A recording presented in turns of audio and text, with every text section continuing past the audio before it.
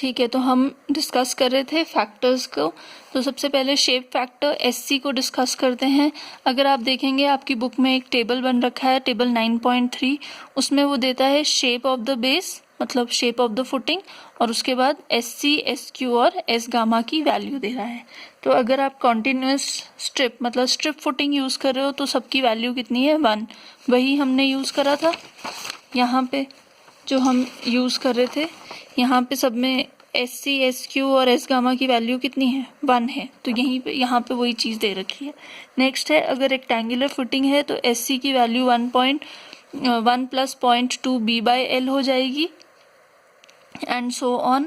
S Q और S gamma की value, square के लिए 1.3 एस सी की वैल्यू हो जाएगी, एस क्यू की 1.2 और एस गामा की 0.8। सर्कल के लिए भी S C 1.3, S Q 1.2, S gamma 0.6। Am I clear? तो आपको ये वैल्यूज़ याद करनी पड़ेंगी कि कौन से फुटिंग के लिए क्या देता है। मेन ये 4 जो हैं वो मेन शेप्स हैं। पूछ सकता है आपको कि ये वैल्यूज़ क्या हैं शॉर्ट आंसर क्वेश्चंस में, या अगर वो कोई बाय चांस न्यूमेरिकल दे दे। नेक्स्ट है depth factors. Depth factors D C, D Q और डी गामा जो हैं वो आप इन वैल्यूज से कैलकुलेट कर सकते हो। डी सी अगर आप देखें 1 पर plus 0.2 D F is foundation depth divided by B under the root of N Q. N Q होता है 1 minus sine phi, N phi होता है 1 minus sine phi upon 1 plus sine phi. D Q is equal to D R या D gamma which is equal to 1 for phi less than 10 degrees, और अगर phi is greater than 10 degrees तो भी आपको formula दे रखा है।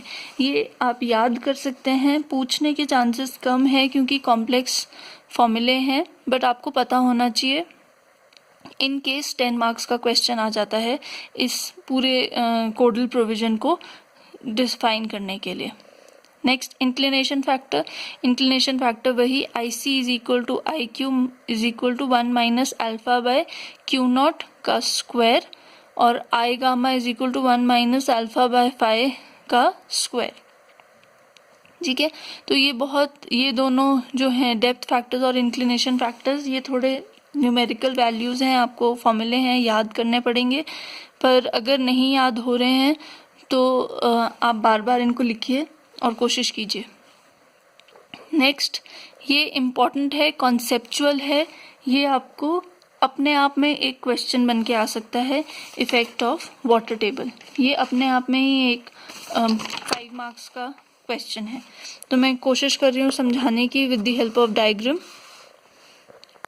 अब ये हमारी फुटिंग है, फाउंडेशन है, फाउंडेशन पे कोई लोड आ रहा है। ये जो बेस ऑफ द फाउंडेशन है, इस बेस ऑफ द फाउंडेशन को मैंने रेड लाइन से मार्क करा है। अब हमें पता है विड्थ ऑफ द फुटिंग कितनी है, बी की वैल्यू है।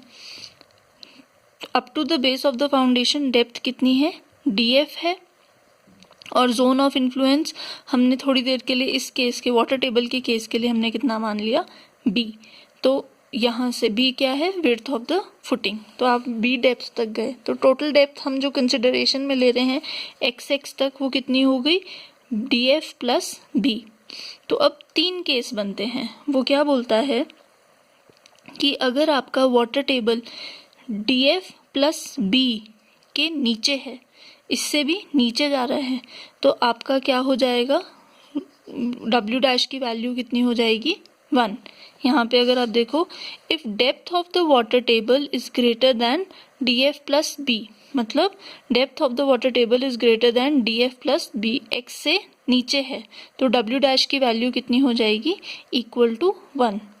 अगर depth of the water table is if depth of the water of the foundation is greater than depth of the water table, मतलब df यहाँ पे खत्म हो रहा है, वाटर टेबल आपका इसके ऊपर आ गया, इस जोन के बीच में कहीं पे वाटर टेबल है, यहाँ से लेके यहाँ तक कहीं वाटर टेबल है, तो डब्ल्यू डैश की वैल्यू कितनी हो जाएगी, 0.5, यहाँ से लेके यहाँ तक, बेस ऑफ द फुटिंग तक।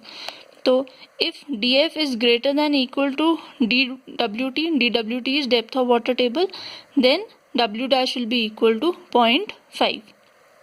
अगर आपका वाटर टेबल इस जोन के बीच में है, मतलब बेस ऑफ द फुटिंग से लेके डेप्थ DF प्लस B तक है, तो आपका वाटर टेबल जो फैक्टर है उसकी वैल्यू किसके बीच में रहेगी, 0.5 और 1 के बीच में रहेगी। वो आपको इंटरपोलेट करके निकालना पड़ेगा कि जितना ज़्यादा डिस्टेंस बढ़ता जा रहा है यहाँ से, वैसे वैसे W' की वैल्यू भी क्या करती रहेगी, इंक्रीज़ करती रहेगी। इस लाइन पर W' की वैल्यू 0.5 है और इस लाइन पर W' की वैल्यू कितनी है, 1। तो इसके बीच में, इस जोन के बीच में W' की वैल्यू क्या रहेगी, 0.5 और 1 के बीच में रहेगी। Am I clear? तो ये आपको इंटरपोलेशन करके वैल्यू कैलकुलेट करनी पड़ेगी। तो ये अपने आप में ही एक इम्पॉर्टेंट टॉपिक है, अपने आप में ही एक इम्पॉर्टेंट क्वेश्चन बनता है, effect of water table. Next आ जाओ, क्लॉज 5.2। 5.2 क्लॉज आपको देता है कोहेजनलेस सॉइल्स के लिए। तो कोहेजनलेस सॉइल्स में बोलता है कि अगर आपने जो निकालनी है ये बेरिंग कैपेसिटी, वो डिपेंड करेगी रिलेटिव डेंसिटी पे। तो रिलेटिव डेंसिटी के लिए वो आपको एक टेबल देता है। रिलेटिव डेंसिटी हम शुरू के चैप्टर्स में डिस्कस कर चुके हैं।